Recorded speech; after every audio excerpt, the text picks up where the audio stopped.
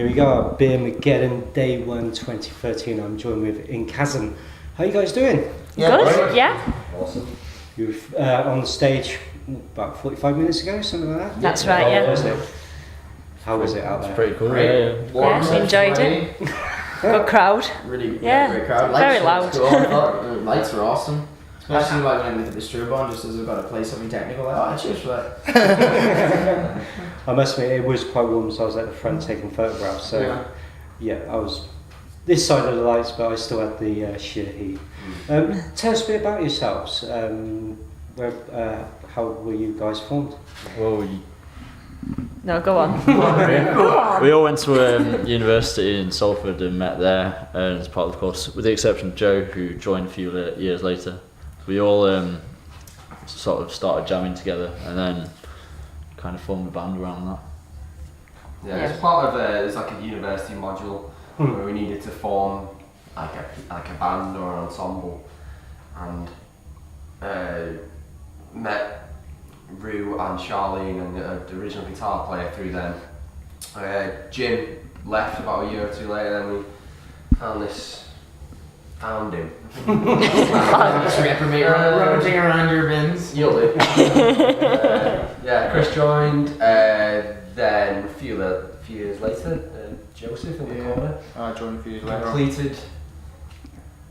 He's new. We see today as well. Aren't Not you? new, He's I'm very new. Now. Nah. We've been Can't really in say nearly I'm 2 new years now. now, yeah. It's almost flown. 2 years, yeah. Still a new boy to me. You just want me to keep that new boy thing, so you've lost that bit. You still haven't earned my respect. You got a little way to go. Whatever. I'm joking. He's alright. In small doses. Now, one thing I must say I was really pleasantly surprised by was your voice. The range within the power within the brutal side of it as well. Got to ask, self-trained singer, naturally gifted?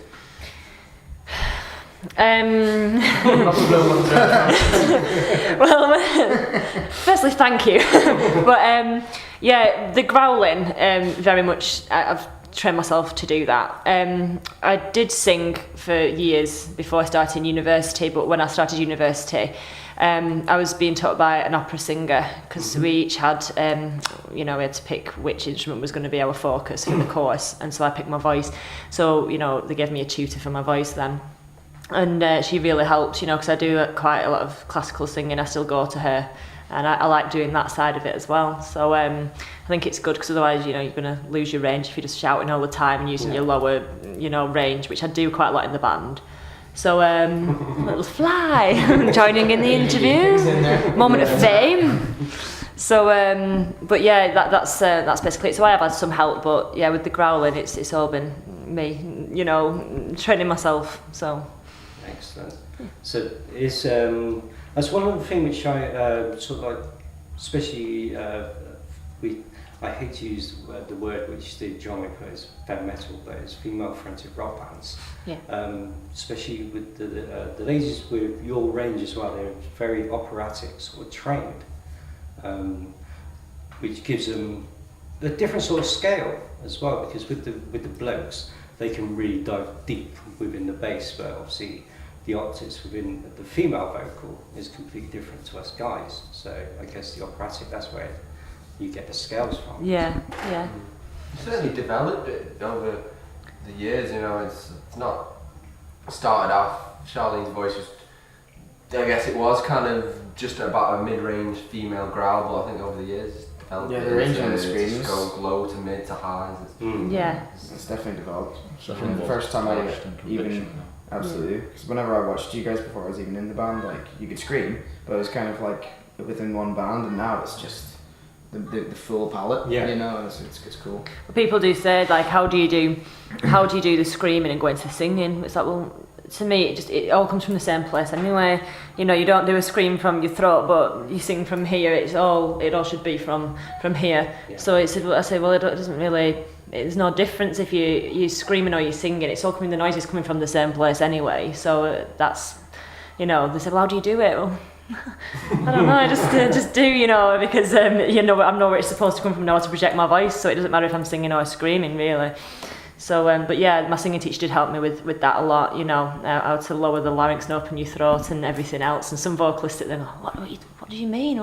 They don't know anything about this part, which you do have to learn, because otherwise you will just completely cut your voice up. So you don't want to do it. It's cool in the studio as You well. don't know. It's like the screaming. When we're doing the screaming, we'll kind of like demo different ideas. So there's like one screaming part, and it's like, I want you to do. We kind of, you know, you get your own kind of language. I want you to do like the nasty scream, and you've got that kind of range, or do a Glenn Benton, you know, something really low, or you know, really high, like some Immortal kind of stuff. And it's kind of cool, just picking and choosing which ranges and almost using it like a scale. Yeah. That's quite cool. Yeah, it is. It's a really cool range as well. It's, Thank you. something we're starting to experience a lot more is, like I said, vocalists are learning how to use their entire body as well, rather than just this part. Yeah, because you sometimes you can tell when you listen to a band and the vocalist singing from the throat, and you just think, stop it, please, you're gonna.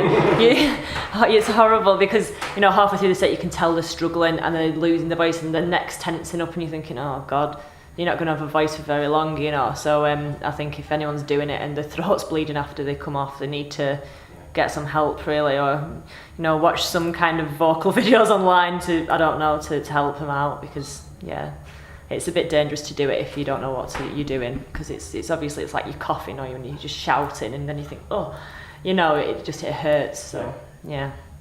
How about the rest of you guys? Your positions within the band. Start with the new boy. Yeah. New boy. Is that what I'm going to be dubbed for now? Well, I'm the new boy basically because they needed a bass player. So there you go. They needed a bass player at one point. They phoned me up, said, "Are you free to do a couple of gigs with us?" Because theirs had left. Poached you from another band. And basically, yeah, pretty much poached me from another. Well, that band came to an end at the time when they asked me to do a bit of sort of just help them out at first. Originally it was just to cover one of their tours, because their bass player decided for whatever reason that they didn't want to do it, so or whatever. So John phoned me up, said, "Are you available for these dates?" And I was like, "Yeah, go on then." Go on then. I can. So I learnt the stuff, and then it seemed to just all fall into place quite nicely. One band sort of stopped because people moved away and we couldn't make it work anymore. And then they were like, I said, I can continue to the end of the year if you want, because this was sort of late September, October time, continue to the end of the year. And then it was like, I might as well stay now, aren't I, really? And I sort of just hung around like a bad smell. Turning over practice. Yeah, We don't know how to tell him to leave, really. But he just, bless you, no, we love Joe.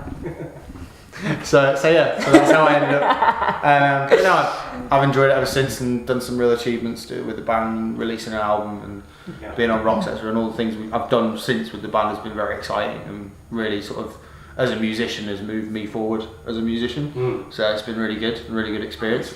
It's just thanks to them, and thanks to like Rocksetter and stuff for pushing us, which is always helpful. So yeah, that's me, I suppose. Okay, been in the guitarist since we started. Basically, I've come to work with Chris on a sort of different level from how me and the original guitarist worked together. It was very sort of segregated in terms of composition, and even like practice. We all used to just turn up at different times and whatnot. I'm gonna say it's too dissimilar from now, but we've kind of come to work together quite well. As a sort of guitar partnership. I think we've got more of a kind of cohesive style. Yeah, the guitarist was very into his death metal stuff, wasn't he? So you kind of, sometimes if you were writing a song, you know, you'd have a section and then you'd be saying, well, we need an ending now. And then if he wrote an ending, it sounded a bit too choppy because it was, that's just been thrown in to end the song rather than it, flowing. So I think now it is better in that respect. Some of the best songs have been where we've bounced ideas off each other. Like one of us will come with an idea, give it to the other one. We either jam it out together and then, or go away, come back, and it'll sort of be slightly edited. It'll turn around and kind of creates a different outlook on that idea or riff. And then from there, kind of. It's quite cool. It's like, if like Rue plays me a guitar riff or John plays me a guitar riff or anyone for that matter, I might pick up on that. And then I'll be, oh cool, I've got a riff that goes like into that, or I've got an idea. Yeah, how yeah. that changes. So Yeah, they're different enough guitar players, but have a similar goal, Yeah. which is always good. You know, because if one guitar player wants to do that end and the other one wants to do that, it's just going to clash. But if you've got different styles, but the general gist is in the head, and I guess the product is there. And I think we've both got that balance of between lead and rhythm as well. Like, I mean, we can shred when we want to, but neither of us is like Steve Vai or anything like that. I play way too much Xbox to be that good at guitar, you know, like, that's cool and all, there's some like amazing guitar players out there, but like, they're not getting laid, come on. It's nice to think like we have a sort of like a good idea of melody or whatnot, and there's some form of integrity within the sort of structures and solos and the rhythms which we conjure up, without it just being too shred-tastic all over the place. But it's nice to fit a little bit of in that. Yeah, No, you and got to, then every so often. take 200. That's what we do. It's your turn now, John. Speak. Speak. The drums hit things with sticks. Yeah, I sort of started from the beginning. Always knew I wanted to be in some sort of heavier end of the spectrum of metal, and something that was a bit peculiar. Much to the bewilderness of my friends and stuff who come from a very, I guess, like dance and indie background, and I was just sort of the black sheep who was just like, I like people who scream, and I like things that are heavy and pounding and fast. That just kind of seemed to fit with the style that everyone else was playing, and I was just lucky that I met people who had the similar styles of music. But yeah, I mean, it's been going now for near 10 years. It's I don't think I would have been the player I would have been today. Yeah. And yeah, it's fun. I'd rather do this than a lot of other things, you know. It's a lot of fun. A lot more fun than sitting behind a desk, basically. So where are you guys off to next? Have you got any more dates lined up for 2020? Got a month off where we're gonna sort of jam over some acoustic ideas for the end of the year, or bounce some ideas for the next recording. Just work on some new material, I guess. But then in October we're going out again on a few dates with Babylon on Fire. And Triaxis. Some rock sector big bands. So that's really cool. So, like that's like another family within the bigger family, rock sector. It's been really those guys, and all the bands are really cool. I mean, there's not been one conflict of egos or anything between them. Everyone's just kind of cool. Yeah. You know, we can all just drink with each other, party with each other, and then play gigs. So it's kind of cool. So I think we're still booking more dates along that as well. Hopefully throughout October, November time, maybe on into the new year. So that's one thing we have noticed with rock sectors. All the bands within rock sectors, it is one big family. Everyone sort of like gets on, and when like you guys are playing, then you always see like there'll be Traxxas or there'll be Absolver as well. I think it's the wealth of like experience of all those bands brought together, where we all know the crack and we all know when we turn up to a venue what's required of each other, and well, Mark doesn't book, naive bands. He doesn't. He books bands that are there to, do the job, professional jobs and stuff, which is cool. And that whole awkward conversation about gear never really happens, because it's just like, right, we're supplying this one, you do the next one. It's like there's none of that whole there's no that way. In the past I've had conversations where you sort of walk up to someone and go, who's bringing the cabs this time? And it's not like that. It's like, we'll do this one and you do that one, and it's so much easier and so much cleaner in a lot of ways, because you're not having to stress out last minute. Have we got everything? Because you can guarantee there's always enough. We always come together as like a few bands and just as one. So whether it be Hanging Dole, Triaxis, or because we did some gigs with Hanging Dole and Triaxis at the beginning of the year, and I mean we already knew them, but it was good to get to know them better, really, because we did quite a few dates, didn't we? And everybody's guards drop a bit. I think when you're meeting someone new and everyone's a band, everyone's still you don't intend to do it, but everyone's kind of like, so what sort of gear are you using?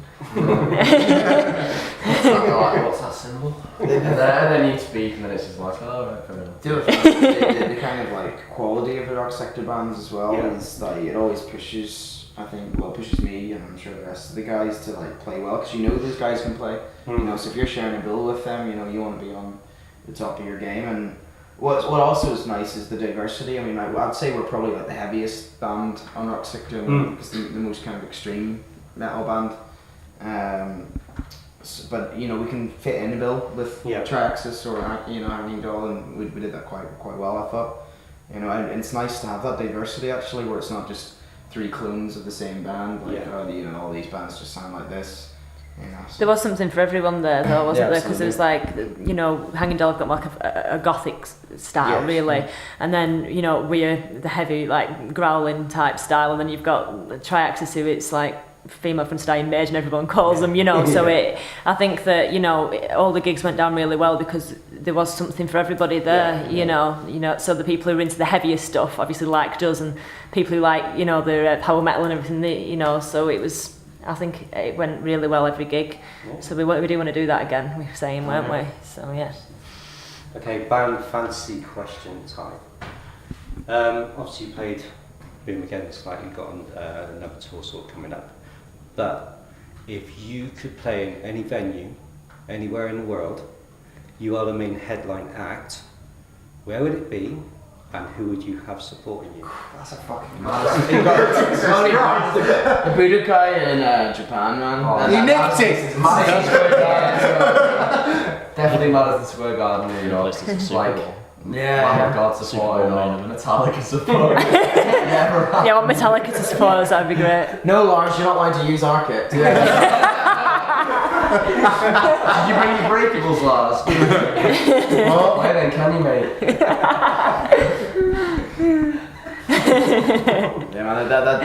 The Budokai's crazy. That's a great venue. Budokan with Mr. Big, that would be hilarious. Yeah. With Mr. Big in support, because they pack that out every time. And Friedman as well, warming up. Yeah. That'd be great. That'd be cool. Yeah. We'd probably have to learn how to play guitar better. Your support act's Marty Friedman. Shit. Lock me in a room for a couple of months, I need to get better. Just bring him out on stage for a guest appearance. Yeah. Every song. Be nice to play our hometown, like the Emian Arena. That'd be nice. Well, the Etihad. Well, yeah, it's that'd a be cool. big hometown crowd. Started off with nothing. Finished with nothing. Blowing all my money on this. Yeah, we might even get Oasis to support us if we didn't. I don't know, we could do the Etihad now, we could set up a stage in the car park, I'm sure they won't mind. Just say Incassum. Cool. Oasis, then us. Boom. Something for everyone. Yeah, promoting us that way. How about you guys? God, I don't know. I would like to do, you know, at the MEN or something like that, because it would be your hometown. So, you know, if you'd got to that kind of level, I think it would be nice to, you know, to see that full, really, from the place that you're from. You know, I do think that would be nice. I mean, there's so many venues I'd love to play, don't get me wrong, you know, and so many festivals. But I think that would be really something. Because some of the stadiums in the States would be unreal. But like, say to be playing like the halftime show at the Super Bowl would be ridiculous. That's another one. Main stage Vakken. That would be that'd be fucking cool. on. That's like the Holy Grail, isn't it? Yeah. Main stage of Vakken. What with Doro Pesh on just before. Even if it was at the bottom of the main stage of Wacken, it's like, I don't care, it's a Wacken, it's fine. Yeah. That's some good answers, actually. Some good dreams. Keep holding them. Yeah. Maybe one day we'll get to play the car park in Vakken. Well, you never know. Metallica played the car park at a Raiders game once. Here's another good question. You mentioned obviously your mates being into like dance and indie and that sort of thing. If you could take a really cheesy dance number or a chart song and turn it into your own style, what would you choose? Enchant Set You Free. There you go. He's actually thought about it before. You can tell he's thought about it, can't you? Pretty random. I know a lot of bands that do it actually, already. Like, Canon and Nicotty do it, Sadako do it. Sadako did that, yeah. Sadako did that Fresh Prince. I think rhythm is a dancer. You know, it reminds me of being 9. Anything by Snap.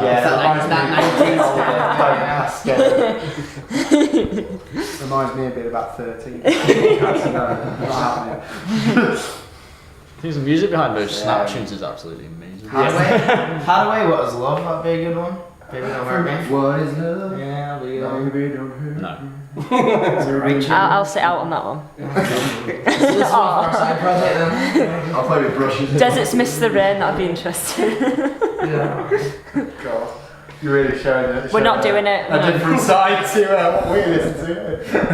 Incassum does dance. Yeah, that's going to be the next album next I've still year. got the old Pro Tools stems and stuff from the last record we did. I keep thinking of some of the thing numbers to make like a proper cheesy trance version, like auto-tune the shit out of our vocals and just I did the dance remix in Incassum record. I just need to get locked in the studio for like a month or two and I'll come out with that. Try and cash in. Worth it. That'd be really cool. Well, guys, thank you so much for taking time to chat with us. It's been good. Enjoy, because obviously you've got to shoot off. I take it very soon as you've got other things which you've got to do. Yeah. Hopefully we'll catch you on the road sometime later on in the year. Yeah. Look out for look out on all the normal places, Facebook, Keep an eye on the calendar. Yeah. Twitter, etc. So we'll do. I know stuff will be going up in the next few weeks anyway, I think, for new dates. So. Yeah. Absolutely brilliant. Well, thanks, guys. Thanks so much. Thank you. Sorry for being such a gobshite. Chris, it's what you're good at. No,